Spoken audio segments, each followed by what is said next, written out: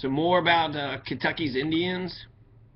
It's talking about the Battle of Blue Licks, like a while back. But the Battle of Blue Licks was fought by Daniel Boone. Daniel Boone was at the Battle of Blue Licks. Hugh McGary says to all the Kentucky militia, "Let's cross, let's charge, let's go over this river." They're following the Indians who had attacked them, and the Shawnee Indians. Again, Shawnee. Well, Simon Girty, Alexander McKee, and William Caldwell. It says 300 American Indians, so I guess it could be. It says Shawnee, Delaware, Mingos, Wyandotte, so basically it was a coalition. Yeah, the coalition of the willing. Coalition went after Daniel Boone. The Battle of Blue Licks in 1782. 1782.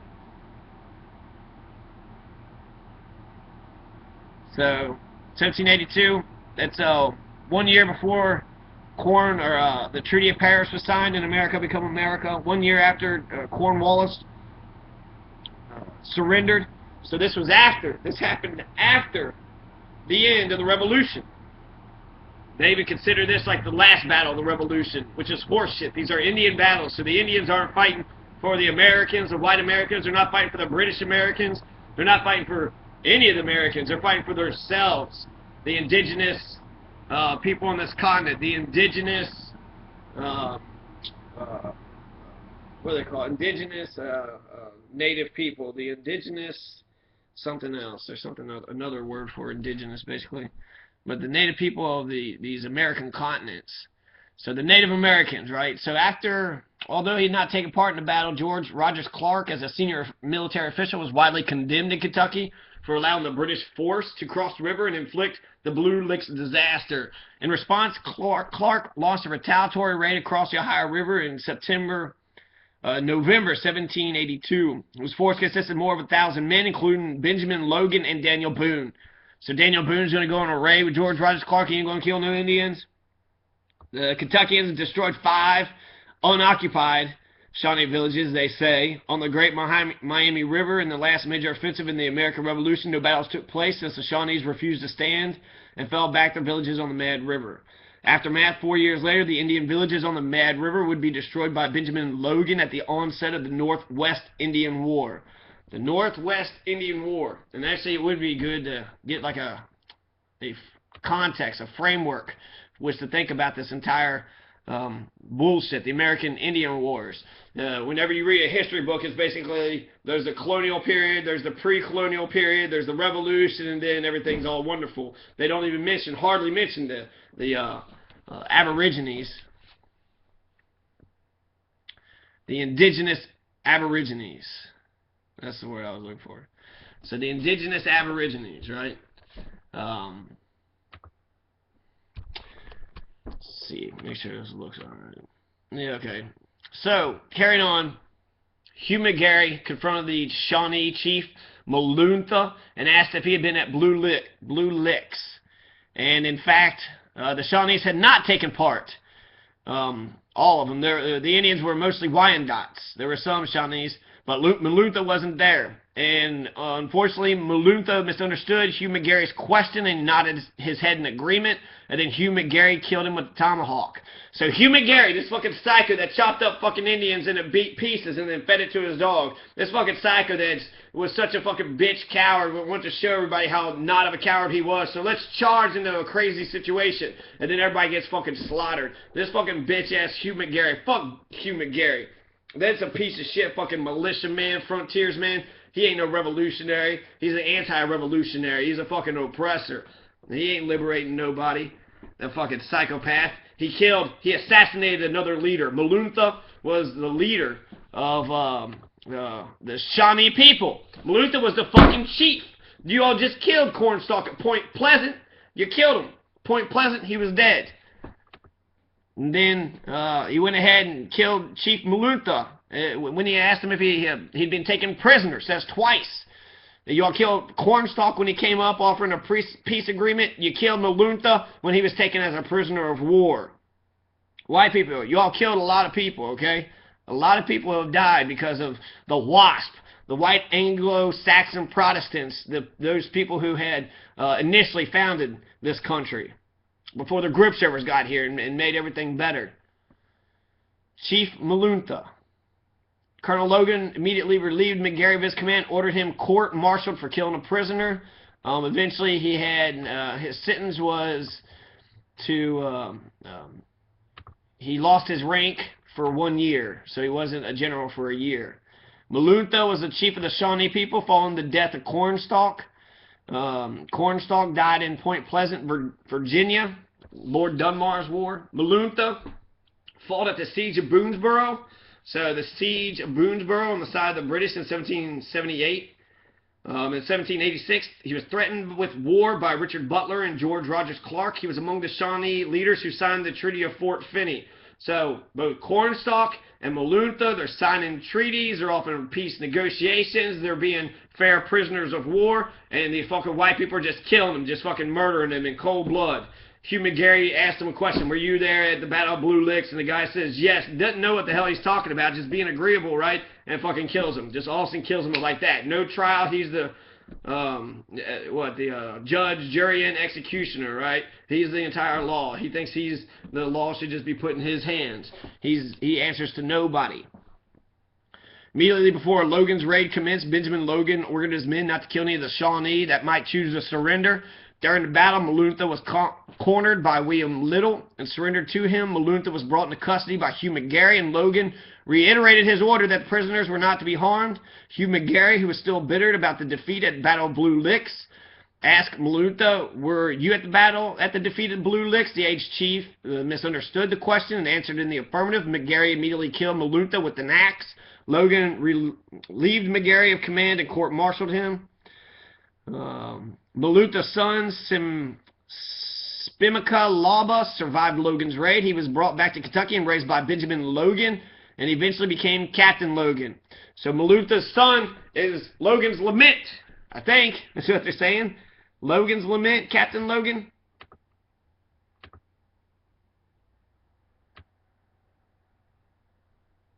I think so. Logan's lament.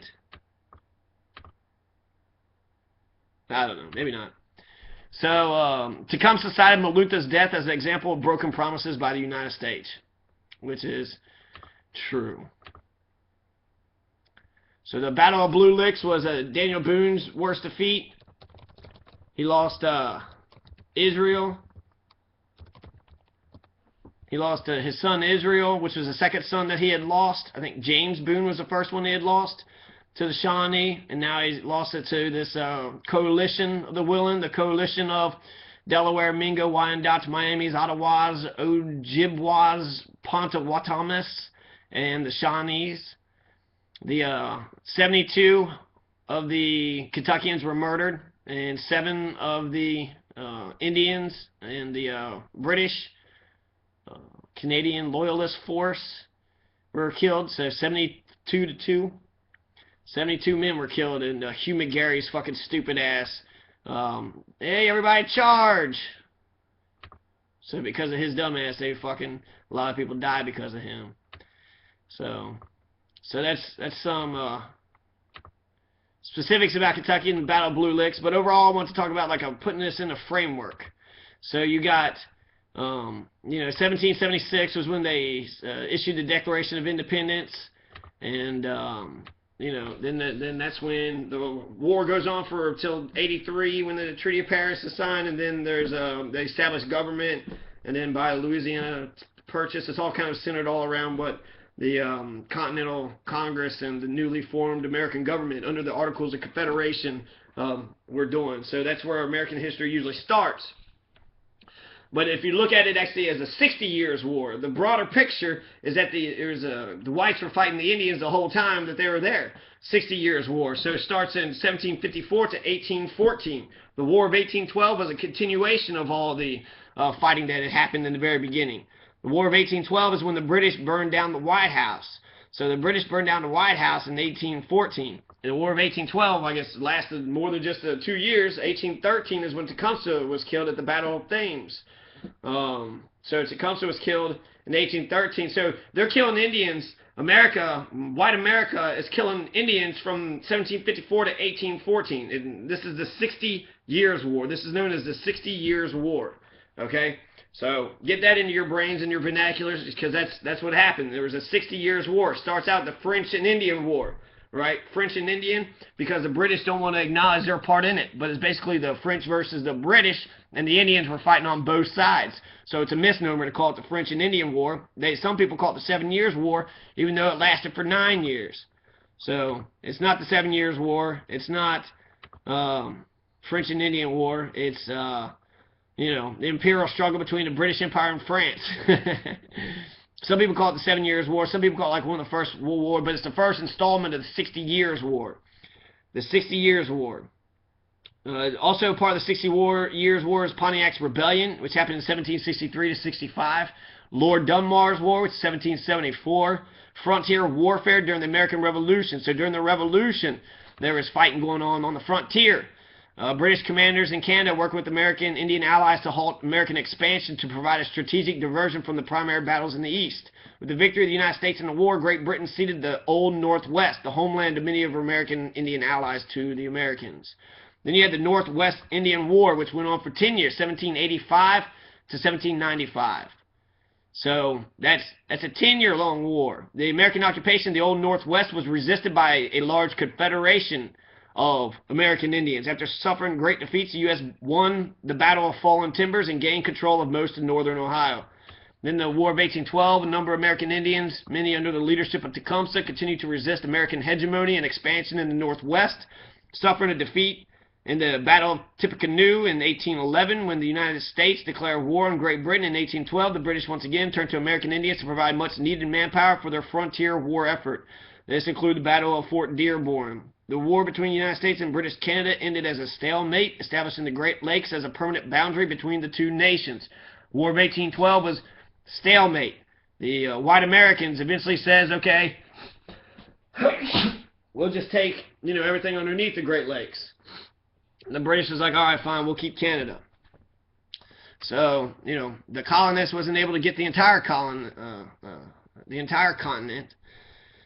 It ended stalemate, established the Great Lakes as a permanent boundaries. After the struggle, American Indians in the region no longer had European allies in the struggle against American expansion. This, however, didn't halt attempts by the Indians of the Midwest to resist white encroachment. The Winnebago War broke out in 1827 and the Black Hawk War 5 years later. So you had the Winnebago War in 1827 and the Black Hawk War 5 years later. Significantly, Black Hawk expected British assistance from Canada, just as he and other Indians had received in the War of 1812. So, 60 Years' War. Get that in your vernacular. The 60 Years American War. It wasn't just the colonists versus the British. It wasn't just the oppressed versus the oppressors. The colonists was committing atrocities in the name of freedom. They were committing atrocities in the name of revolution. So the people in the frontier, they weren't fighting the Revolutionary War. They were fighting their own land-grabbing schemes, their own kill fucking Indians, steal their shit type of schemes. Like the genocidal maniacs that they are. William Henry Harrison and Andrew Jackson and Mad Anthony Wayne and Abraham Owen and a whole bunch of people. Simon Kenton, Daniel Boone, George Rogers Clark, maybe James Wilkinson, Arthur St. Clair, some guy named Hosea Harmar. So, Tecumseh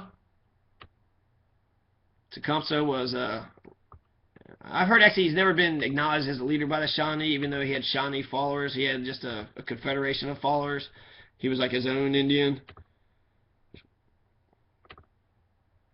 But it does say he was a Shawnee leader here in Wikipedia. So, Tecumseh's War, Tecumseh's Rebellion are terms used to describe a conflict in the Old Northwest between the United States and American Indian Confederacy led by Shawnee leader Tecumseh, although the war is often considered to have climaxed with William Henry Harrison's victory at Battle of Tippecanoe, 1811. Tecumseh's War essentially continued into the War of 1812 and is frequently considered a part of that larger struggle. Tecumseh was killed by Americans at the Battle of Thames in Canada in 1813 as Confederacy disintegrated. The tribes remaining in the U.S. signed treaties and sold their lands and moved west by the 1830s. In long-term context, historians place Tecumseh's War as the final conflict of the 60 Years' War, resulting in the European conquest of the Great Lakes region.